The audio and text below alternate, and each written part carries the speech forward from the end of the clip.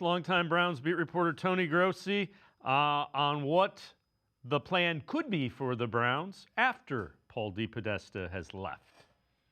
I've speculated that there's a possibility that Andrew can be reassigned. You could use the word reassigned or promoted, whichever way you want. There's a possibility of that, but talking to people yesterday, they don't think there's a plan yet. That Haslam was not prepared for this to be happening right now. And they may not do anything. Really? Yes. Really? Yeah, that's the word I got.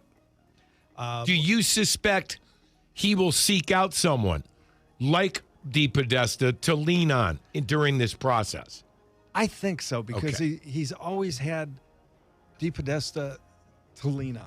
Right. Now, he hasn't always listened to him, but he has, he's got to trust someone, Now, does that become Andrew Berry? I don't know. We'll see. G. Bush, two things come to mind. This opens the door to bring in, if it was Harbaugh before, somebody who's going to come in and say, I need this guy, and this guy, or I'm not interested. And you've described somebody that he trusts football-wise. That may very well be Peyton Manning. Oh, I was just about to say, cue up the Peyton Manning articles. Get ready, cleveland.com. The Peyton Manning articles are right on the presses. You need to go ahead and subscribe and go ahead and get that right now. This is insider information. Boy, the Peyton Manning, this is about to be the same way it was every single year. Is Bill Cowher? He still has a house. Is Bill Cowher around the corner? Bill Cowher is every offseason.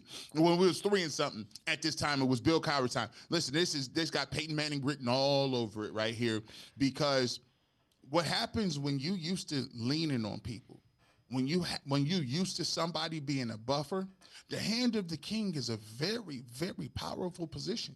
Because they can lead and guide and softly nudge and push you to certain places, and you have trust in them, because sometimes Jimmy Haslam has been seen to be very paranoid when it comes to his general managers, his coaching, his scouting, his quarterbacks, all the above, letter D.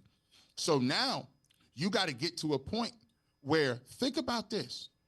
The Cleveland Browns are at another junction point. Dylan Gabriel is playing. Shedeur Sanders is on the way. You got 2 first-round draft picks. All of a sudden, I wouldn't say the coach has some sort of great power in the system, because he just gave up play calling. And chances are he probably wanted Bailey Zappi to be the backup. He wasn't trying to play Shedeur this early, but he looks like he might be forced to. That looks like a power vacuum. Andrew Berry, come on now. You traded Joe Flacco, and he's balling. You missed on left tackles. You don't have receivers or linemen. You had a nice draft this year. But the positions that we talk about all the time that's important, tackle, offensive line, wide receivers and playmakers, and quarterback, you have not gotten any of those right. So now you don't necessarily have a power. You notice Tony Grossi said it's more of a lateral move, because I don't know how you promote him, and he's the reason we in this mess with his drafting selection. So now it opens up for one thing. You have all of these picks, you have these assets, you're in a rebuild. One of the most important people that you need in an organization is what? What strategy are you taking? Yep. What analytics are you using to say, in a quarterback class that has a sea of quarterbacks that can potentially come out, and none of them is head and shoulders above the rest of them? What do?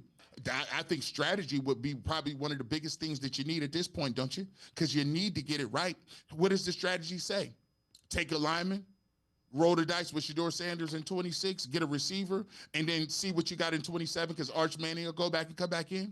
Or are you going to roll the dice in and grab another quarterback and have to figure out the cap mess that you got? Because, by the way, you're going to have another cap person come in here. You got dead cap hits for guys like Wyatt Teller.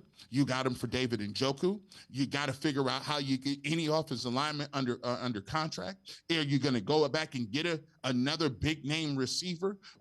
All of these things play a huge role, and you just took a major piece out of your organization, and you got 2 people that, in my opinion, are auditioning to keep their job.